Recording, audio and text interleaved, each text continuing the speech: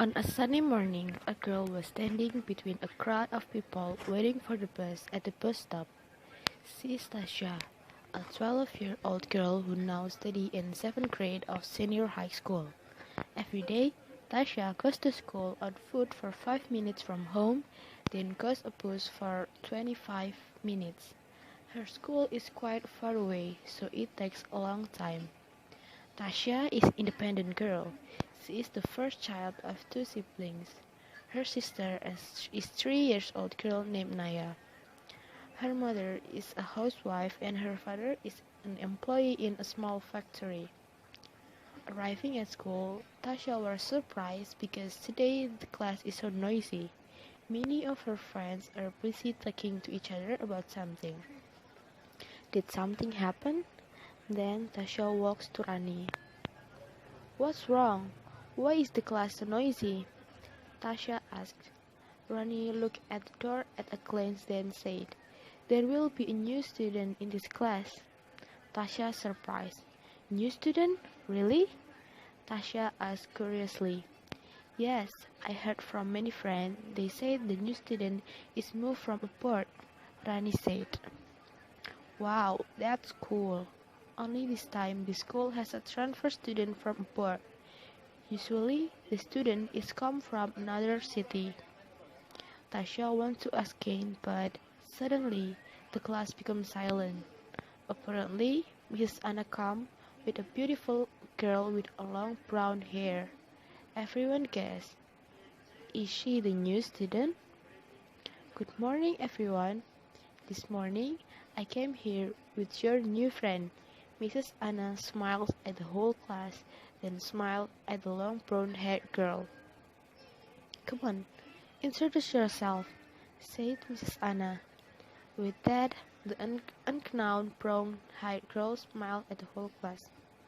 Hello, everyone, greets the girl. Her voice is quite good. My name is Raisa.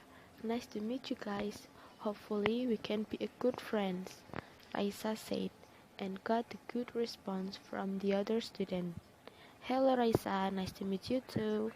Another friend answered. Alright Raisa, please sit there, next to the girl who is sitting alone.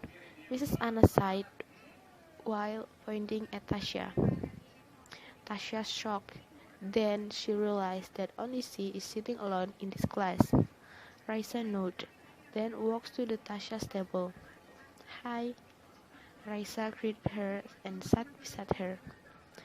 Hi. Tasha replied haltingly.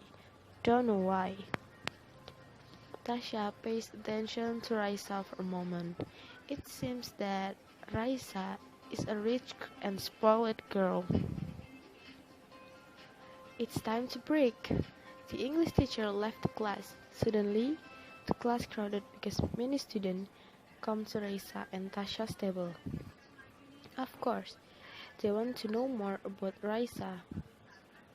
After few questions that she looks at, Tasha can conclude that Raisa is moved from Netherlands.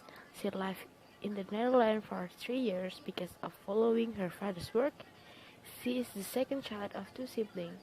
In this city, she lives with her mother and her sister. Heard from the story, it seems like Raisa's life is very beautiful. It's really different from Tasha's life. The school's time is up. As usual, Tasha stands at the bus stop waiting for the bus. It's very hot today. Tasha feels thirsty, but she has no money for buy a drink. The money is only enough for pay the bus. It's okay. Tasha is used to holding back tears, even hungry like this. Then, from a distance, Tasha saw Raisa, who was standing alone. Soon, a black car approached that Raisa. Oh, so Raisa are always taken and picked up by that luxury cars. How lucky Raisa is. Surely she did not feel hot and thirsty like Tasha. This is the 5th day Tasha and Raisa becomes chairmates. Both of them have started talking to each other. Apparently, Raisa is a friendly girl. Today is art class. Mrs. Lucy divided some group to do the paint task, and accidentally, Tasha and Raisa are in one group. Where do you want to do this paint? Asked Tasha. She hopes that they're going to do the work at Raisa's house. She was curious about that. Must be very big. How if we do that in my house? You haven't been come to my house, have you? Raisa asked. Tasha nodded excitedly. After school, it's not usual. Tasha and Raisa walked together to go to the front of the school. What kind of vehicles do you use to go to home? Raisa asked while wiping the sweat from his forehead. Today is quite hot. I usually use public transportation. I go home with bus. I used to wait at the bus stop. Tasha points at the bus stop where she usually waits for the bus. And you? Are you go home by car or motorcycle maybe? Tasha asks. She pretends to not to know. I was picked up by Mr. Rudy. He will come soon, said Raisa. You must come with me. Do you want to go to my house, right? She continued. Tasha nodded. She will ride the luxury car. Not so long. The black car that she saw the day before now stopped in front of her. Raisa stepped forward, opened the door, and entered the car. Tasha, come on in, said Raisa. Tasha entered the car. This car is very comfortable. During the way, Raisa and Mr. Rudy talked about things that Tasha didn't understand. So she decided silent while enjoy how crowded the city is. Then the car entered the luxury residential area, which she had ever seen before except on the television screen. We will arrive at my house soon, said Raisa. Tasha, who was still amazed, just nodded. They entered the high gate house. Then the car stopped. Tasha surprised. Is this the Raisa's house? Oh my gosh, it's wonderful. So big and beautiful. Maybe Tasha's house is only as big as the Raisa's garage. Come on down. We're in. There is my mom inside. Raisa said happily. Then she got off the car and followed by Tasha. They entered the big and beautiful house. Inside the house is contained objects that of course it cannot be seen in Tasha's house. Everything is beautiful and very clean. Wait a minute, I'll make you drink, said Raisa. Before Tasha refused, Raisa had gone into the room it seems to be the kitchen. While Raisa is making drink in the kitchen, Tasha looked at all corners of this room. There are a lot of many photos. There is her father, her mother, her sister, and also Raisa.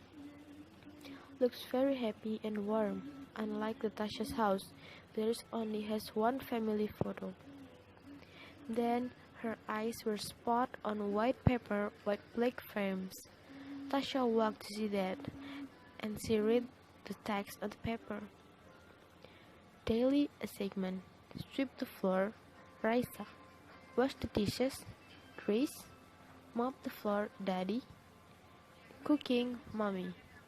Tasha didn't continue her reading because she was surprised. What is this? It is impossible for rich family to do their own homework? Do they not have a maid? Do they really do their own household tasks? Hey, what are you doing? Tasha is surprised because her shoulders are clapped by Raisa. Ah, no, I'm just reading this, Raisa said, feeling bad because of reading the text. Do you read that? That's my family daily assignment. Raisa grabs her hand to sit on the coach, then offer a drink that looks so fresh. Your family do the job? Asked Tasha curiously. It's still a wonder why rich people with big house like this do the household without the help of maid or someone else, even though they can easily pay people to complete to all work. Raisa chuckled. Yes, said Raisa. You must thought that I was a spoiled child, right? Tasha answered yes, but only in her heart. We have always been like this. For the rest of the time in Netherlands, we did all the work by ourselves. I went to school by bicycle. My father and my mother also work using public transportation. Raisa explained. Tasha was more amazed, but suddenly he remembered Mr. Rusty, the driver who takes and picks up Raisa. Then, Mr. Rudy, isn't that your family driver? Tasha asked. Raisa laughed. No, that is misunderstood. Mr. Rudy was my father's friend. My father asked him to take me and pick me up for a month while waiting me for a job.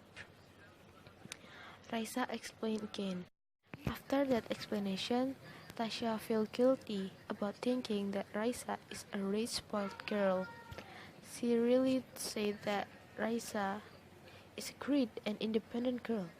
Her family educated her so well.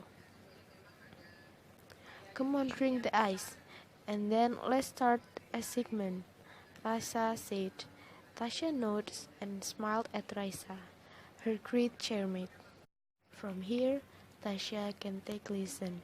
Don't judge other people from their looks, or don't judge a book by its cover.